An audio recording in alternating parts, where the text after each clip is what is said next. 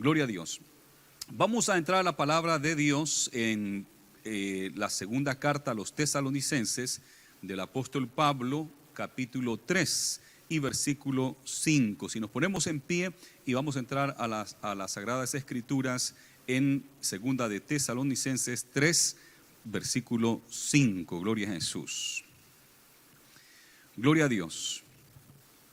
El mundo celebra Navidad y como dijera el hermano Jesús Lemus, algunos quizás ni saben qué celebran, y es una buena manera de quizás comenzar una conversación en estas fiestas donde vamos a tener familiares que no conocen de Cristo.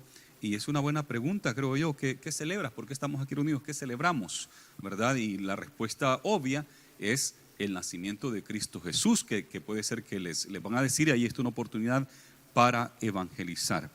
Mire lo que dice gracias hermano, en 2 Tesalonicenses 3, versículo 5.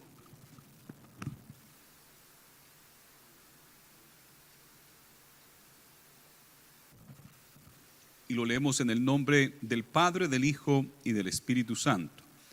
Y el Señor encamine vuestros corazones al amor de Dios y a la paciencia de Cristo.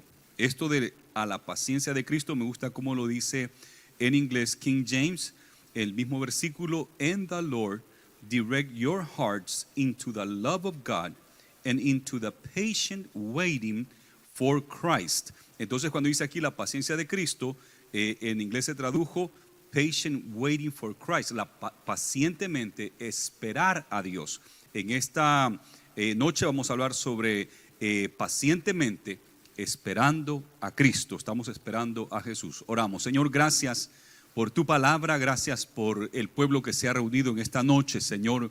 Yo te pido que tú nos bendigas a través de tu palabra, que tu Espíritu Santo obre en cada corazón, en cada mente, que nosotros podamos ser bendecidos por tu palabra y podamos ser, Señor, recibir esa unción para llevar esta palabra y predicarla a nuestros familiares, a nuestros amigos y vecinos y aún a los desconocidos, y predicarles tu palabra, Señor. Que tu Espíritu Santo haga tu obra en cada corazón y en cada mente, en el nombre de Jesús. Amén y amén. Pueden tomar su lugar.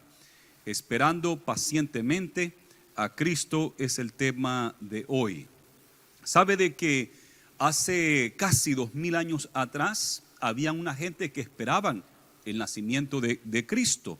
Esperaban de que Jesús viniera a la tierra, y había ciertas personas estaban con el interés de ver el cumplimiento del nacimiento del que salvaría a Israel, y no solamente Israel, al mundo entero. Yo creo que la mayor parte de Israel estaba en eso, esperando la venida de ese Cristo, la venida de ese Salvador.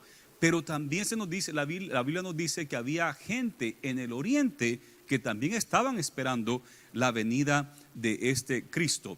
Sabe que en ese tiempo, cuando el emperador romano firma esa ley de impuesto, y para recolectar esos impuestos tiene que hacer un censo, y entonces hace de que todos regresen a sus ciudades nativas y puedan empadronarse y puedan registrarse en sus alcaldías, y bueno, y para él tener un récord exacto para aumentar los impuestos. Cuando él firma esto, empieza a darse toda una serie de profecías que se van a cumplir en la persona de nuestro Señor Jesucristo. Y José y María, que estaban desposados, que se iban a casar, empiezan su camino hacia Belén. Y ya el ángel ya le ha hablado, el ángel ya le ha dicho que iba a quedar encinta del Cristo, del Salvador del mundo. Y a José también le había dicho el ángel, no la dejes, porque José pensó dejarla de noche, pero el ángel le dijo, no la dejes, sino que tómala para que te cases con ella, porque ella va a dar a luz un hijo. Tú le vas a poner el nombre Jesús, y el niño, este Jesús, iba a salvar al mundo de pecado. Esas fueron las instrucciones del ángel, y así es que él no la dejó. Pero cuando dice el emperador de Roma que todos tienen que empadronarse y todos tienen que ser parte de ese censo con motivo de los impuestos, entonces comienza a darse una serie de profecías, ya que Jesús va a nacer en Belén, tal y como la Biblia lo dice. En ese tiempo había una crisis tremenda en el mundo. está gobernando Roma, y Roma gobierna con vara de hierro. Es estricto. Incluso en la profecía que Daniel le interpretó al mismo Nabucodonosor, le dijo acerca de la estatua de cabeza de oro, de plata, sus brazos, su abdomen y parte de las piernas de bronce y las piernas de hierro. Justamente así fue el imperio de Roma. Fue un imperio a base de fuerza militar tremenda y sometió al mundo entero de aquel entonces, incluyendo a la nación de Israel. Israel está en una crisis religiosa porque han malinterpretado la palabra del Señor y están abusando del pueblo. No aceptan las monedas de los judíos que vienen de alrededor del mundo y le dicen: no, esa es moneda que es abominación para Dios. Tienen que cambiarla al shekel de Israel, a la moneda de Israel que es santa, que Dios acepta. Pero para cambiártela te vamos a cobrar tanto. Así es que cambiaban dinero a la entrada del templo para que dieran las ofrendas en moneda del templo, no en moneda de Roma, ni de Grecia, ni de cualquier parte del mundo, porque esa era abominación. Los corderos no los podían traer de su casa porque decían: no, tienes que comprar de los corderos que fueron apacentados y preparados para el sacrificio, y este cordero aquí te cuesta tanto, 3, 4, 5 veces más de lo normal que costaba un cordero. Esa era una crisis que el pueblo estaba viviendo, un abuso de parte del cuerpo religioso de la nación de Israel, una situación política muy fuerte que la misma Roma les pedía impuestos. Imagínense, en el templo los abusaban, sacándoles más dinero, y Roma también les abusaba, sacándoles dinero con los impuestos. Los judíos odiaban a los publicanos porque los publicanos, como Zaqueo y Mateo, les cobraban impuestos y cobraban extra para quedarse con ese dinero. Esa era la situación que estaba viviendo la nación de Israel y el mundo entero. Jesús una vez tuvo que limpiar el templo, dice que se hizo unos látigos y tumbó las mesas, y esas monedas salieron por allá, y botó donde tenían los animales y todo, y los sacó, hasta que sacó a todos del templo. Imagínense lo que hizo nuestro Señor Jesucristo. Siempre lo miramos quizás en un dibujo abrazando los corderitos, quizás en su brazo. Hemos visto algunas imágenes de Jesús así, pero nunca he visto una imagen con un látigo en la mano y tumbando esas mesas y sacando animales y todo del templo afuera, porque dijo: mi casa de oración será llamada, y ustedes la han convertido en una cueva de ladrones, porque estaban abusando del pueblo, cobrando bien caro. Y Jesús hizo eso en una ocasión. Esa era la situación que estaba viviendo Israel, la situación que estaba viviendo el mundo entero. Había una situación de crisis, una situación terrible que la gente estaba viviendo, pero algunos guardaban la esperanza de que Jesús, de que el Salvador del mundo iba a venir. Y mire lo que dice la Biblia en Lucas capítulo 2 y versículo 25. Mire, había gente esperando a Cristo Jesús, estaba esperando al Mesías. Y dice en el versículo 25 de Lucas 2: y he aquí había en Jerusalén un hombre llamado Simeón, y este hombre, justo y piadoso, esperaba la consolación de Israel, y el Espíritu Santo estaba sobre él, y le había sido revelado por el Espíritu Santo que no vería la muerte antes que viese al ungido del Señor. Este hombre esperaba, aguardaba la esperanza de la consolación de Israel. Él esperaba que viniera el ungido, el Mesías. Y dice el 27: y movido por el Espíritu vino al templo, y cuando los padres del niño Jesús lo trajeron al templo para hacer por él conforme al rito de la ley, él le tomó en sus brazos y bendijo a Dios diciendo: ahora, Señor, despida a tu siervo en paz conforme a tu palabra, porque han visto mis ojos tu salvación, la cual has preparado en presencia de todos los pueblos, luz para revelación a los gentiles y gloria de tu pueblo Israel. Gloria a Dios por esto. Este señor ya mayor, desconocido para José y María, ellos vienen, es su primer bebé, ¿verdad? Saben que ese bebé es el Cristo, es el Mesías, porque el ángel se los ha revelado. Y de repente viene un anciano que es como profeta y se los toma de los brazos y se lo dan, porque ahí se lo tomó. No sé cómo les dijo para pedírselo, pero él lo tomó y empezó a decir estas palabras, unas palabras extraordinarias, muy poderosas, porque este hombre dice: ahora he visto con mis ojos tu salvación. O sea, yo he visto el Salvador, este niño es el Salvador del mundo. Y dice, he visto con mis ojos tu salvación. Y dice que esa salvación la había preparado para los pueblos, luz para revelación a los gentiles. Gloria a Dios por eso. La salvación no solamente era para Israel, era para Grecia, era para Roma, era para la gente del oriente, allá por pasando Babilonia, pasando la India hasta la China, Japón, todo el oriente. Esta salvación era para el mundo entero. Dice, luz para revelación a los gentiles y gloria de tu pueblo Israel, también para la nación de Israel. Y José y su madre estaban maravillados de todo lo que se decía de él. Y los bendijo Simeón y dijo a su madre María, he aquí, este está puesto para caída y para levantamiento de muchos en Israel, y para señal que será contradicha, y una espada traspasará tu misma alma, para que sean revelados los pensamientos de muchos corazones. Así es que le dice a María, este está puesto para una gran señal. Va a haber una señal, va a ser contradicha. La señal era que iba a morir, pero que iba a resucitar al tercer día. Y le dice, una espada va a traspasar tu alma, porque qué duro fue para María estar al pie de la cruz del Calvario y ver a su hijo morir en esa cruz del Calvario. Iba a ser fuerte. Pero no solamente Simeón, sino que dice el versículo 36, estaba también allí Ana, profetisa, hija de Fanuel, de la tribu de Aser, de edad muy avanzada, pues había vivido con su marido 7 años desde su virginidad, y era viuda hacía 84 años, y no se apartaba del templo, sirviendo de noche y de día con ayunos y oraciones. Esta, presentándose en la misma hora, daba gracias a Dios y hablaba del niño a todos los que esperaban la redención en Jerusalén.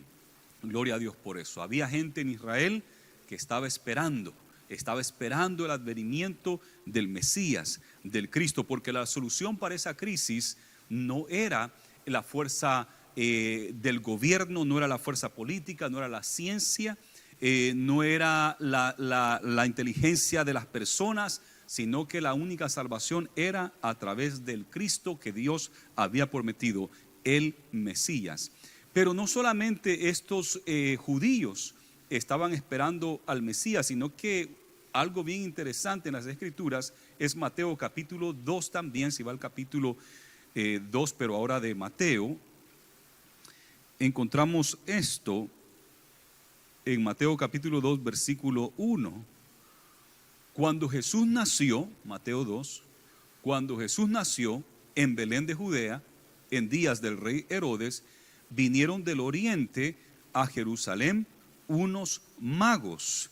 Y aquí magos, no crea que es literalmente los magos que aparecen allí en el circo o en algún lugar así, o un acto de brujería, sino que aquí magos también es la palabra magistrado. Los magistrados, por eso también se le dicen los reyes magos o los magistrados que venían. Y dice el 2 diciendo, ¿dónde está el rey de los judíos que ha nacido? Porque su estrella hemos visto en el oriente y venimos a adorarle. Oyendo esto, el rey Herodes se turbó y toda Jerusalén con él. Habían unos magistrados, unos magos, que estaban pendientes del nacimiento del Cristo. Y sabe que esto es bien interesante porque hubieron unos historiadores de tiempos antiguos. Uno se llamaba Suetonius, y Suetonius escribió que los del oriente tenían una gran expectación de un líder que iba a nacer en Judea. Así escribió Suetonius, y este es un historiador muy antiguo de hace 2000 años atrás, que escribió eso y ha quedado ahí en la historia secular. Otro fue Tasafis, fue otro que escribió que también los del oriente esperaban un líder del área de Judea. Y aquí lo miramos en la Biblia, que estos vinieron del oriente porque esperaban al rey, un rey que iban a ser en Judea, imagínese usted. Y dice que habían visto su estrella.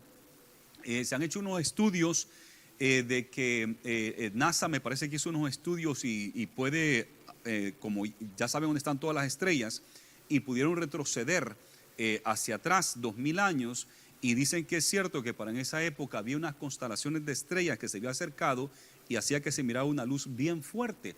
Entonces algunos de NASA creen que quizás esa es la estrella que miraron estos magos del oriente y vinieron siguiendo esa estrella. Y cuando preguntan ellos por esto, dice que Herodes se turbó y toda Jerusalén con él. Y convocados todos los principales sacerdotes y los escribas del pueblo, le preguntó dónde había de nacer el Cristo. Ellos le dijeron, en Belén de Judea, porque así está escrito por el profeta: y tú, Belén, de la tierra de Judá, no eres la más pequeña entre los príncipes de Judá, porque de ti saldrá un guiador que apacentará a mi pueblo Israel. Y ustedes quizás conocen la historia que pasó después. Herodes manda a decirles, vayan, cuando lo encuentren al niño, regresan aquí por favor y me hacen saber a dónde está para yo también ir a adorarlo, porque sabía él que este era el Cristo, el Mesías, que sería Dios mismo haciéndose hombre para salvar a la humanidad. Pero él no quería adorarlo, él quería matarlo, porque Herodes quería ser el único rey de Judea y su plan era matarlo. Los magos no regresaron por el mismo camino porque el Señor se los reveló, y entonces Herodes decidió matar a todos los niños de Belén y de todo alrededor de 2 años para abajo, y hubo una matanza terrible en Belén. Incluso estaba la profecía que se iban a llorar, pero grandemente iban a llorar. Hoy me contaba la pastora Rosamelia, nos había testificado cómo fue la muerte de su pastor de Guatajiagua. Fue alguna noticia nacional y también internacional en el 2004.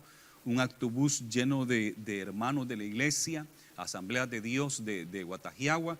Dice que iban para un lugar y es bien alto, yo conozco ahí más o menos, y el autobús allá maneja muy rápido, los choferes no tienen mucho cuidado, y aparte que no le han hecho esos rieles de precaución, ¿no?, para cuidar de que no se vayan. Y bueno, el autobús se fue. Dice, había una gente que estaba con los machetes limpiando y el autobús, dicen que hasta voló y murieron 38 personas de una sola iglesia. Y claro que ahí representaba mucha gente de Guatajiagua, toda Guatajiagua lloró. Y me contaba la hermana Sandra, que es miembro aquí con nosotros, de que una hermana que se congregaba ahí le dice, ¿cuándo usted se va a bautizar? Porque no se ha bautizado. ¿Cuándo se va a bautizar? Ya pronto, le dice ella, porque tiene que pasar las aguas bautismales. El Señor ha dicho que Guatajiagua todo va a llorar, va a haber un luto bien grande y va a ser una noticia hasta internacional, le dijo. Eso fue una semana antes, y esa hermana que le dijo eso también murió. Y dicen que todo Guatajiagua, hasta los borrachos de Guatajiagua, ese día dice que no tomaron cuando se dieron cuenta. Y las calles vacías, un luto tremendo. Yo me acordé de esto cuando hubo un luto tremendo en todo Belén, porque todos tenían niños que habían muerto y había un luto enorme. Qué triste esa situación.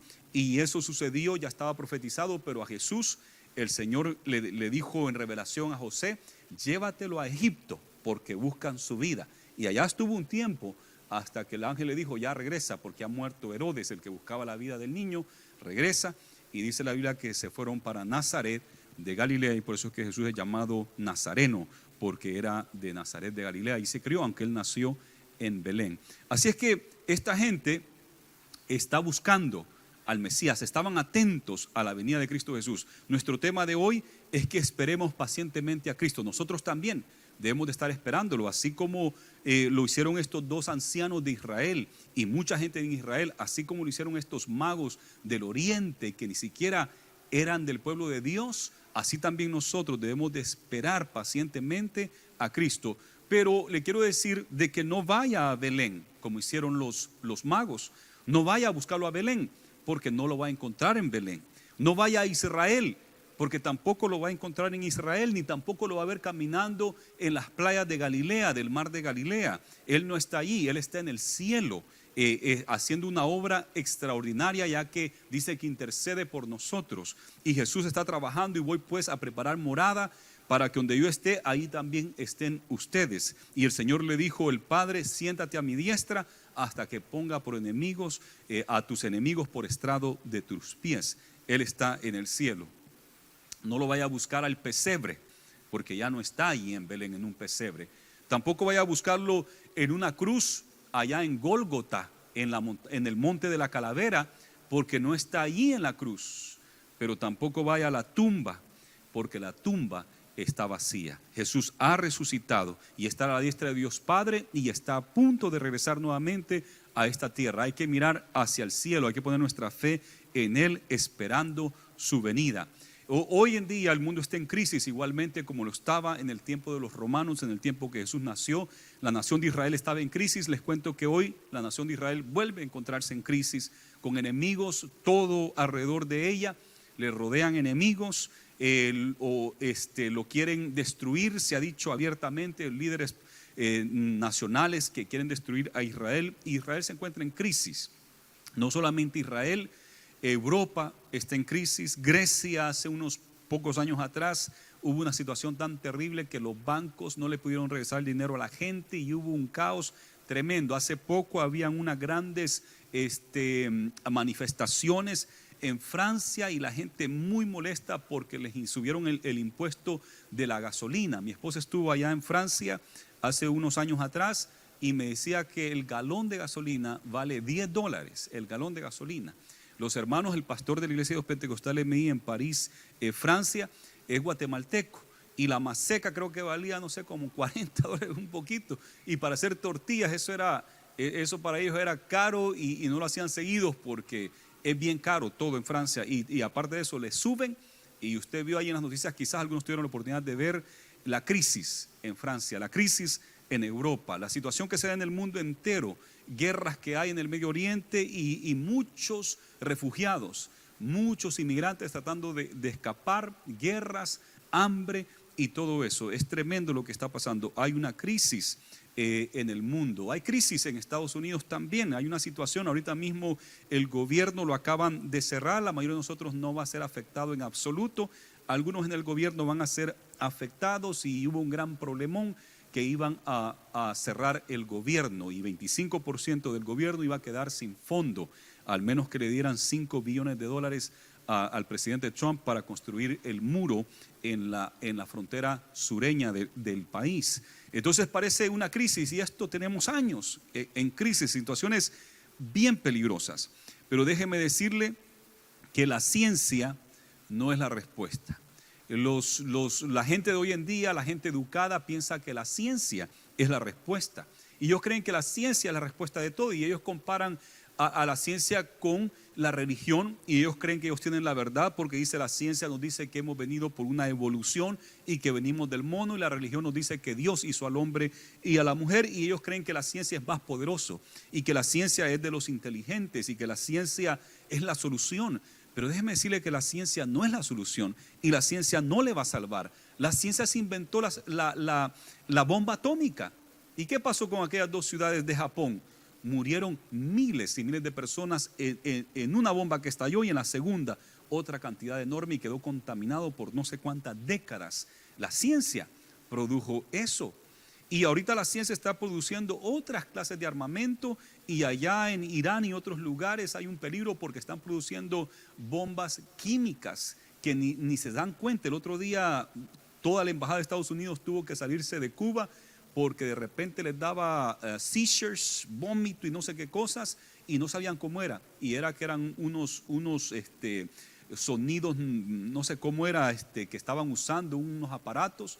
Y ya descubrieron qué era, estaban enfermándose todos los americanos que estaban en la embajada y dijeron, esto es un ataque, porque detectaron, esto no es normal, todo lo que le está pasando solo a ellos, y estaban experimentando unas nuevas armas, imagínese usted, que pueden traspasar paredes y todo y afectar al ser humano. Así es que la ciencia no es la solución, la ciencia no va a salvar al hombre. Aquellos quieren poner su confianza en la ciencia, después ellos mismos se quejan de que el global warming y que todo lo que está pasando es por el ser humano, ¿verdad? La misma ciencia produciendo esto y un calentamiento global supuestamente. ¿Y qué supuestamente lo produjo? La ciencia. Así es que la ciencia no salva, más bien destruye. Eso lo hemos visto.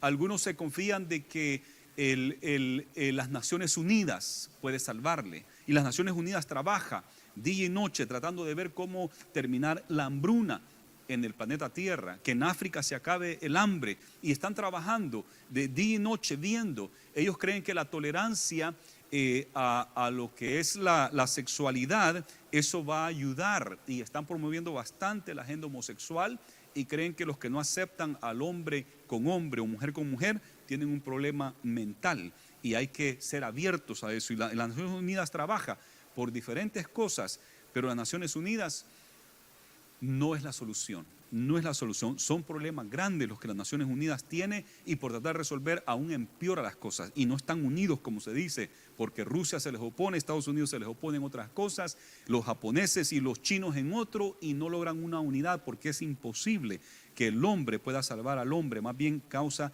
más problemas. Las Naciones Unidas no es la solución, y Estados Unidos será la solución. Después de la Segunda Guerra Mundial, Estados Unidos se levantó como el policía del mundo, y ahí está cuidando al mundo entero. ¿Y sabe cómo lo ha logrado? A través de dinero, y le da mucho dinero a las naciones, pero es increíble la cantidad de dinero que está dando alrededor del mundo. Y Estados Unidos pensó que iba a comprar el amor del mundo, que el mundo lo iba a querer con todo el dinero que le dan. ¿Y qué ha pasado? ¿El mundo ama a Estados Unidos? No, el mundo aborrece a Estados Unidos, a pesar de que Estados Unidos le da dinero a todas estas naciones. Son cantidades de dinero, pero grandes cantidades de dinero, billones de dólares anuales, cuando hay un gran déficit en el mismo país, pero ese dinero sigue. Hasta que el presidente actual, Donald Trump, ha dicho que ya va a dejar de darle dinero, porque ¿qué agarramos a cambio? Dice, les damos tanto dinero, ¿y qué nos dan a cambio? Odio, nos odian, no quieren a Estados Unidos, siempre están hablando mal y diciendo que Estados Unidos es el problema, y Estados Unidos dando millones. El otro día, cuando dijo que él iba a parar dinero, ya le paré el dinero a El Salvador, a Honduras y a Guatemala. ¿Por qué? Porque permitieron que estas caravanas salieran de sus países, y ahora tenemos un problema en la frontera de México y Estados Unidos. Y dijo él, ya les voy a parar la ayuda, que son billones de dólares. Y yo pensé, wow, Dios mío, esto va a estar duro para El Salvador, para Honduras, Guatemala. Pero después pensé, bueno, pero yo creo que ese dinero, yo creo que quizás ni llega al pueblo, porque todos los presidentes de El Salvador, creo que los últimos 5 presidentes, a todos los tienen en la corte, y muchos andan huyendo porque se han robado millones y millones de dólares. Entonces dije, quizás ni les llega al pueblo, ellos mismos bien tranquilitos recibiendo dinero de Estados Unidos, y no implementan los programas para resolver los problemas económicos, los problemas de violencia y cosas que tenemos en el país. Así que dije, quizás sería bueno que se lo quiten también, porque así tienen que rebuscarse cómo hacer.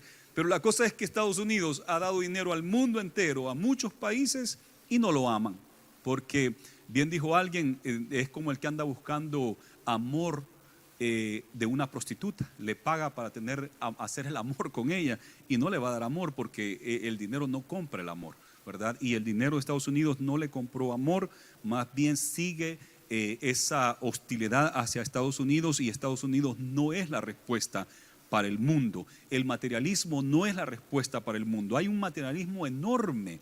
Los mercados están abiertos hasta la 1 de la madrugada en ciertos lugares, increíble, y llenos los moles, todos los moles.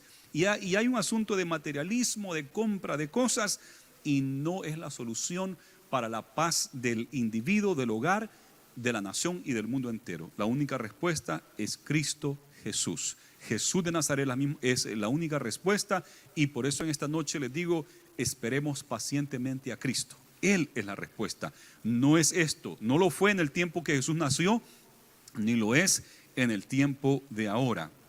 La Biblia nos dice que Jesús va a regresar. El apóstol Pablo lo dijo claramente en 1 Corintios capítulo 15. Si va conmigo a 1 Corintios capítulo 15, el apóstol Pablo dijo cómo sería esta venida de Cristo Jesús, porque la venida de Cristo Jesús tiene 2 etapas muy, muy importantes, y la primera etapa, algunos ya casi no la quieren mencionar, pero nosotros seguimos mencionándola. Hay varias iglesias cristianas evangélicas, y casi todas pentecostales, bueno, los bautistas también lo mantienen, de que Jesús viene nuevamente en lo que se le llama el rapto de la iglesia, y eso tenemos que seguirlo predicando. Dice en 1 Corintios 15, versículo 51, he aquí, os digo un misterio, no todos dormiremos, pero todos seremos transformados en un momento, en un abrir y cerrar de ojos, a la final trompeta, porque se tocará la trompeta y los muertos serán resucitados incorruptibles y nosotros seremos transformados. Hay un misterio, dice el apóstol Pablo, porque se va a tocar la trompeta y los muertos en Cristo van a resucitar primero, desde Esteban, que fue el primer mártir después de que Jesús ascendió al cielo, hasta los últimos que han muerto en esta época van a resucitar primero. Los que se nos han adelantado, cristianos, y nosotros los que estemos vivos seremos transformados, dice aquí la Biblia, porque se tocará la trompeta y los muertos serán resucitados incorruptibles y nosotros seremos transformados. Gloria a Jesús. Ahí donde estábamos en Tesalonicenses, y va a la primera carta, primera de Tesalonicenses 4:16, nos dice esto: porque el Señor mismo, con voz de mando, primera de Tesalonicenses 4:16, porque el Señor mismo con voz de mando, con voz de arcángel y con trompeta de Dios, descenderá del cielo y los muertos en Cristo resucitarán primero. Luego nosotros, los que vivimos, los que hayamos quedado, seremos arrebatados juntamente con ellos en las nubes para recibir al Señor en el aire, y así estaremos siempre con el Señor. Gloria a Jesús. Qué hermoso esto. Ahí está bien claro estos dos porciones en 1 Corintios y 1 Tesalonicenses 4:16. Está bien claro que hay un rapto, un arrebatamiento para la iglesia, y esa es una esperanza grande que nosotros tenemos de que Él nos va a sacar. Yo creo que eso nos consuela, nos da fortaleza el saber de que Él nos va a sacar de este planeta Tierra. Él es la solución. Mire lo que dice en segunda de Tesalonicenses, el capítulo 1, la siguiente hoja, si le da vuelta una hoja ahí de su Biblia, en el versículo 7, primera de Tesalonicenses 1:7, segunda de Tesalonicenses 1:7, y a vosotros que sois tribulados, daros reposo con nosotros cuando se manifieste el Señor Jesús desde el cielo con los ángeles de su poder. Así es que nos dice acá que los que están atribulados, los que están afligidos, Él nos va a dar reposo, porque esta es una bienaventuranza, es una esperanza extraordinaria que tenemos en Él, de que Él va a regresar y nos va a sacar de esta tierra. A eso se le llama el rapto. Algunas iglesias no creen en el rapto, y es bueno preguntarle a sus líderes qué piensan de estos versículos. Le van a decir si eso se da, pero hasta que Jesús regrese después de la gran tribulación, entonces se va a dar ese rapto. Entonces sí creen que se va a dar, pero creen de que no se va a dar antes de la gran tribulación, sino que la iglesia va a pasar la gran tribulación y después se da. ¿Qué chiste tiene? Porque la Biblia dice que Dios no va a juzgar a los impíos o a los justos con los impíos. Él va a sacar a los justos, como lo hizo con Noé, aquellos 8 de la familia de Noé, y como lo hizo con Lot, su esposa y sus 2 hijas, que los sacó de Sodoma y Gomorra, y después llovió azufre y fuego sobre aquella ciudad. Así hoy en día el Señor va a sacar a su iglesia, que somos millones y millones que hemos sido lavados con la sangre de Cristo, y Él nos va a sacar de esta tierra. Y eso es lo que esperamos nosotros. Esperemos pacientemente a Cristo, que el Señor conduzca nuestros corazones, como leímos acá, hacia el amor, ¿verdad? Que conduzca nuestros corazones al amor de Dios y a la paciencia de Cristo, a esperar pacientemente a Cristo. Pero también la segunda venida de Cristo tiene otra segunda etapa. La primera es el rapto, y la segunda podemos decir que es la revelación. En Apocalipsis se nos revela cómo va a ser esta situación. Va a ser bien dura, porque el Señor viene a juzgar a las naciones en esta segunda ocasión. Cuando Él regrese, va a juzgar. El Señor quiere que nadie se pierda, que todos procedan al arrepentimiento. Ese es el corazón de Dios. El Señor quiere que todos vengan al conocimiento de Él, pero la gente lo rechaza.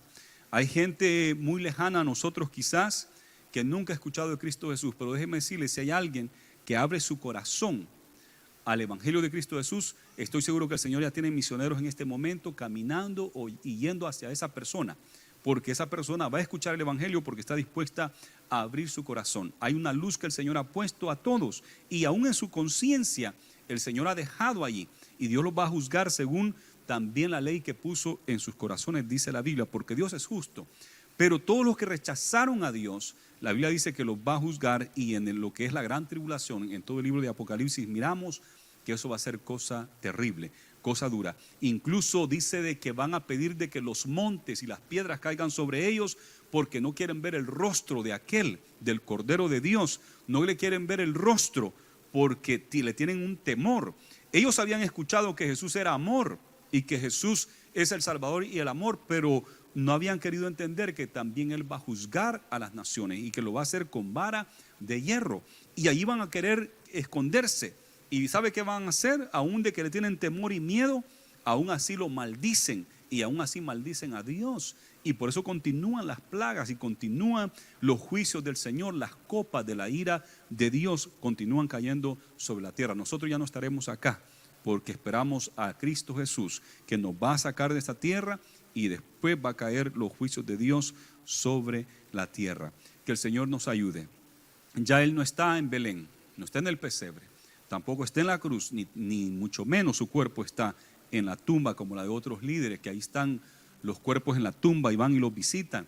Jesús no, la tumba de Él está vacía porque Él resucitó y está en el cielo y viene muy pronto nuevamente. Esperámosle pacientemente, porque Él es la solución para este mundo, y prediquemos de Él y anunciemos el Evangelio, anunciemos de Jesús. Es cierto que nació, y eso es bien importante, es la doctrina de la encarnación, que jamás negamos eso, que Dios se hizo hombre, y eso supuestamente el mundo recuerda hoy que parece que ya Jesús no es el enfoque, sino que el enfoque es Santa Claus y otro montón de cosas que no tienen que ver con Jesús en esta época.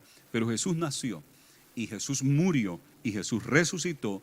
Pero eso, hay otra verdad: Él viene nuevamente por segunda vez. ¿Por qué no le damos un fuerte aplauso al Señor? Gloria a Jesús, que venga pronto, gloria a Dios. Inclinemos nuestros rostros. Señor, gracias por tu palabra.